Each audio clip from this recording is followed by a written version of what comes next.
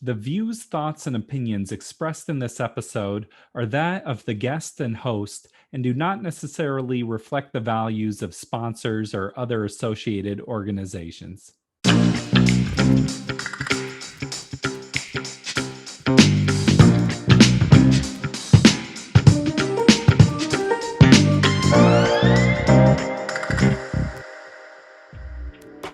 Welcome to the Parental Compass. I am Bobby Williams.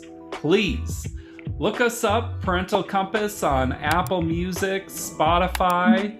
Subscribe, go to parentalcompass.org. We're out here. As always, a big shout out goes to Family Education and Support Services, the creators of this show. Let's get into it. Video games are a lot of fun, but they can also become a problem.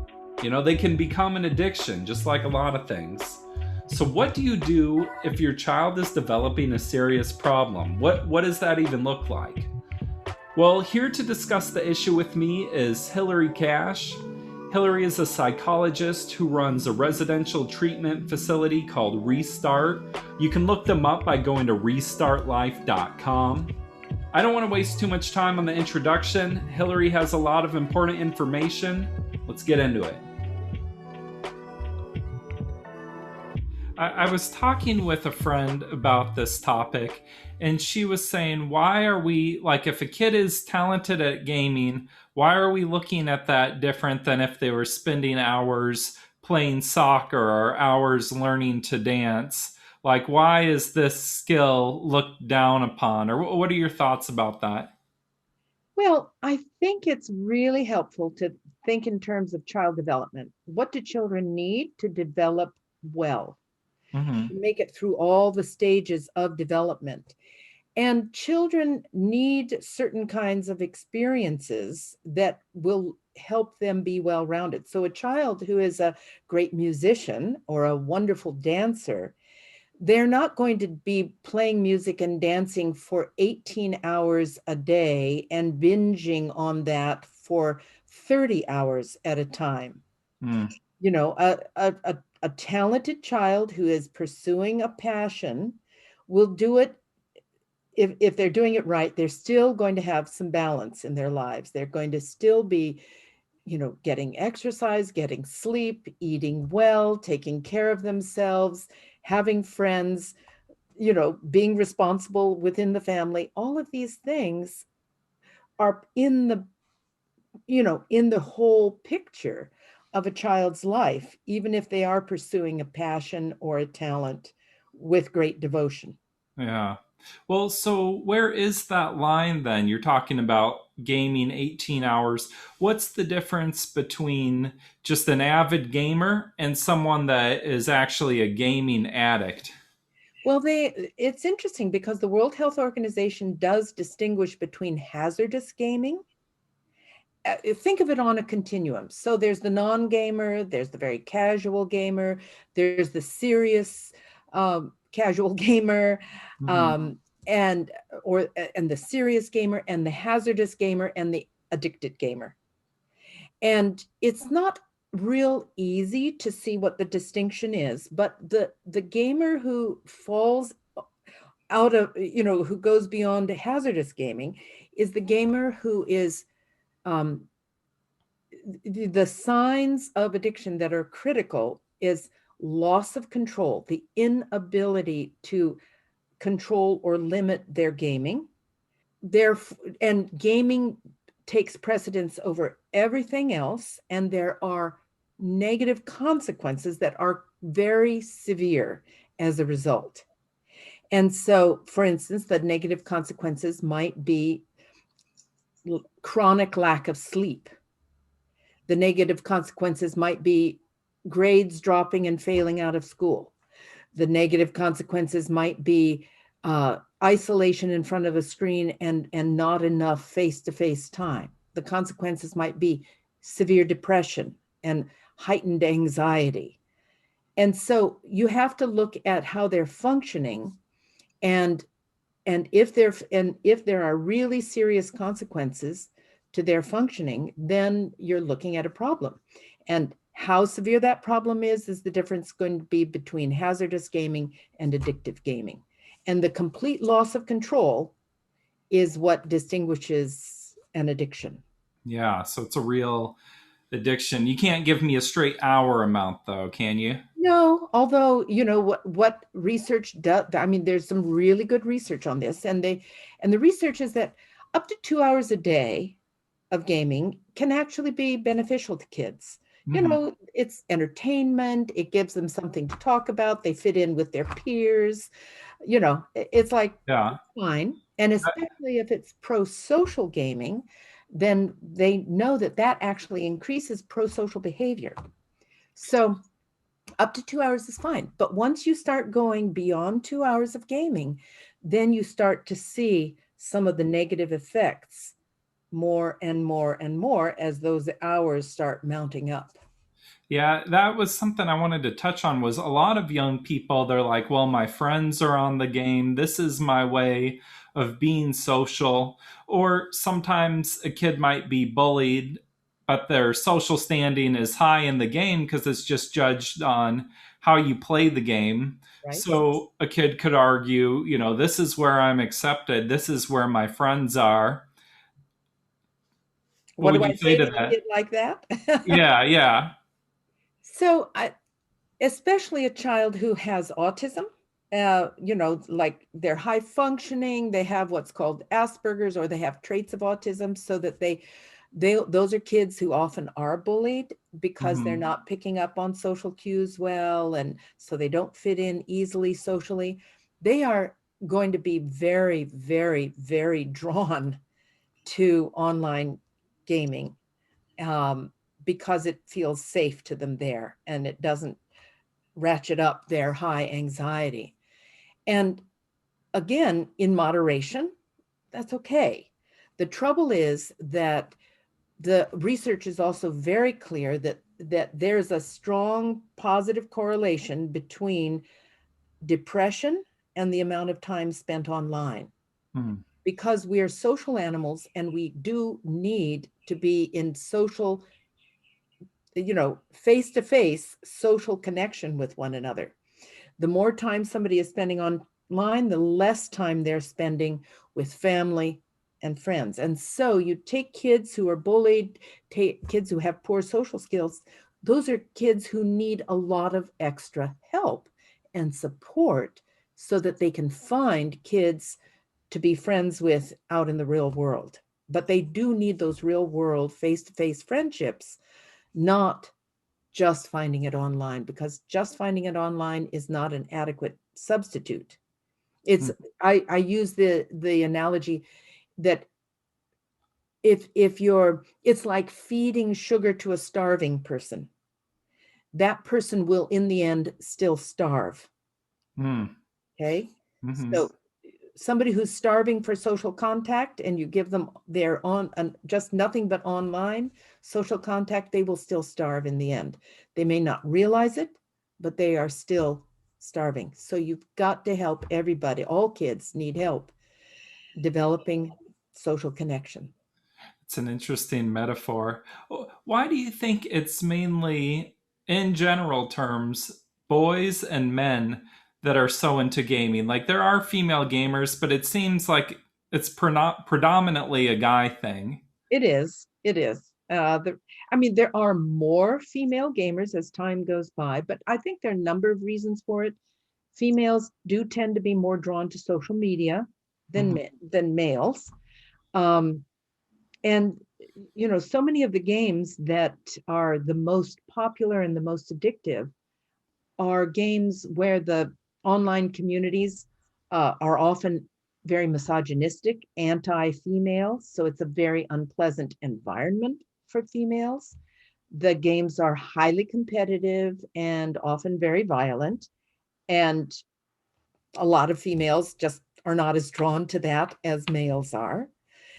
Males seem to be more willing than females to isolate. Women just don't seem to be as willing to isolate in front of a screen for days and weeks and months and years on end. Yeah. Well, good for them. Uh, Another thing I hear a lot of young people say is like, well, there's this whole industry of being a professional gamer, or I could go pro, or maybe I'll work in the video game industry. And so they're justifying excessive gaming that way. Mhm, mhm. Well, it is. It's kind of like you're debating a 13-year-old with this interview here, but you know, No, no, no, no, no. These are great questions because, of course, this subject comes up all the time. I mean, yeah. so many of the guys who come to Restart are coming because they have had ambitions to be pro, Mhm. and it might be as pro competitors in esports, or it might be pro as online personalities, where Yeah. people give them tips as they are to watch them comment on gaming and game themselves and so forth. And the number of people who will actually make it is it's less likely, they say, for somebody to actually succeed at either one of those professional avenues than it is for somebody to be a success in professional sports. Wow. Your chances of making it into a successful career are even less than having a career in sports. So, so keep that in mind. Now, if somebody, if parent, and I know many cases of parents who want to support that ambition, and universities are now having pro teams, and there's talk of putting it into the Olympics. And so Wow. all of this fuels this dream from many, many, many, many gamers. And, most of them would not have any chance at all of being successful, but many of them have the dream. So parents have to really think carefully about whether or not they want to support those very unlikely to be realized dreams, and what are the sacrifices that a child might be making in the service of that dream. Sort of the cost benefit there. Yeah. Yeah, they really have to think about it. Say you're noticing your child is having problems. What are some first steps, or how can you start to get a handle of it? Well, I have sent to you, and I hope that you will distribute to anyone interested, a whole excellent reading list. Hmm. Parents need to read up and understand, first of all, what the problem is, and they really need to understand child development. And they need, then once they start to understand what children need at different stages of development, they're going to be in a much better place to understand how to set the appropriate limits on a child's screen use. And a couple of books I'm going to name, one is my own, co-authored with Kim McDaniel, called Video Games and Your Kids. And it just talks about the stages of child development and how much screen time is appropriate per stage of child development. And it gives parents the language to use in trying to hold the family meetings to discuss this and set appropriate boundaries. How do you start backing them off? Or, for someone that might just hear this, is there like a simple 1, 2, 3, this is how you do it? Or, Well, you start, I think, by having a family meeting and explaining that the amount of gaming that's going on is too much. It's not healthy. There's research to prove that. And and the kid, and you can just say to a child, you're welcome to read the research that I've been reading if you want, but here's what I have learned that is a healthier amount. And so we're going to sit down together and have a conversation about how do we set the rules, and what are the consequences going to be if those rules are broken. hmm, And that's what you do with a child who's in school, at least school age, or just before school age. For little kids, you just have to decide what those rules are going to be and be consistent about it, and have a routine where you you schedule up the day, and these are certain times when kids can be online. But for up to 2 years old, kids shouldn't have access to screens whatsoever, unless it's Zooming with a grandparent or a Mhm. friend. That's what I was gonna get into is tablets, and that's such a handy parenting tool. Or parents love to put their kids in front of the tablet; they're occupied. But so your stance is no tablets before two. What about if a kid's three, four, five, six? What do you Very think? limited, like a half hour of tablet use, if it's the appropriate, if it's something that the parent thinks is appropriate content, then that's okay. It's just limited. And then once they're in elementary school, they can increase that personal entertainment time, or Mm-hmm. because video, and I just let me say, video games are designed to be addictive. Children are not going to want to stop gaming. Mm. And so it's much harder to set limits on gaming than it is to set limits on other forms of uh, personal, enjoyable screen time. Yeah. Do you think they're getting better at making it more addictive? Or I imagine probably with Pong or something, it wasn't as bad.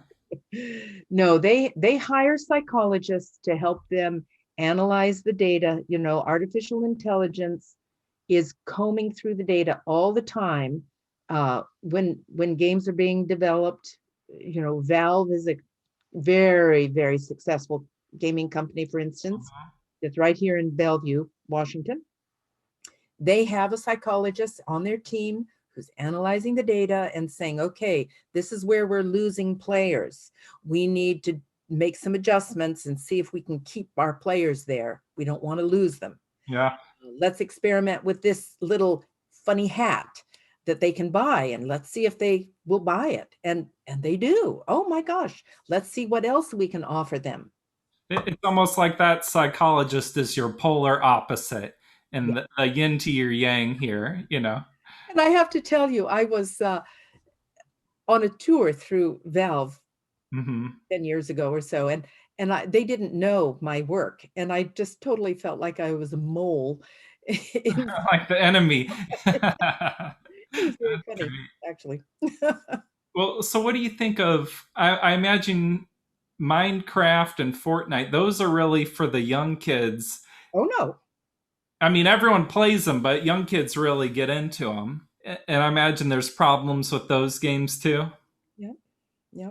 I think Fortnite, I really have money. One of the things I want parents to think about is content.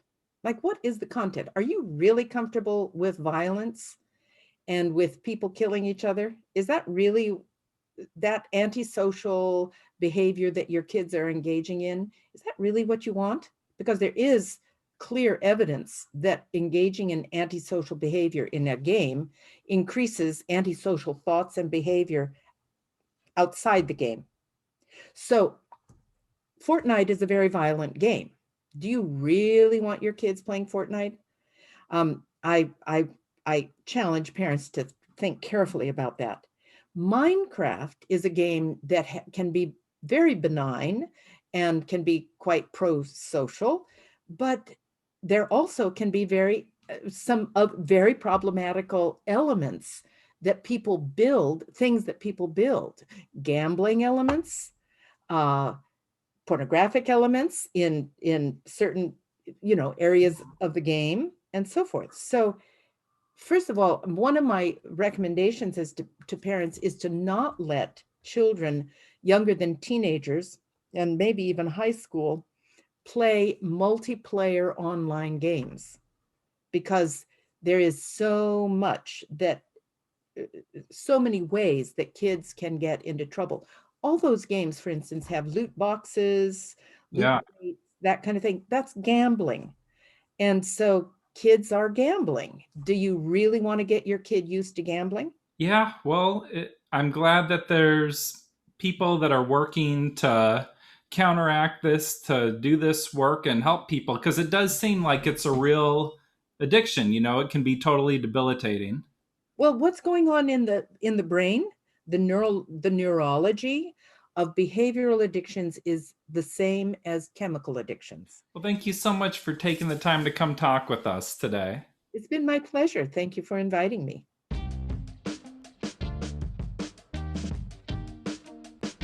Thank you, Hilarie, for being a force for good in this world. If you think your child has a problem, act. Don't sit on it. It's time to take action. On behalf of Family Education and Support Services and myself, Bobby Williams, this has been the Parental Compass. We'll see y'all next week. Peace.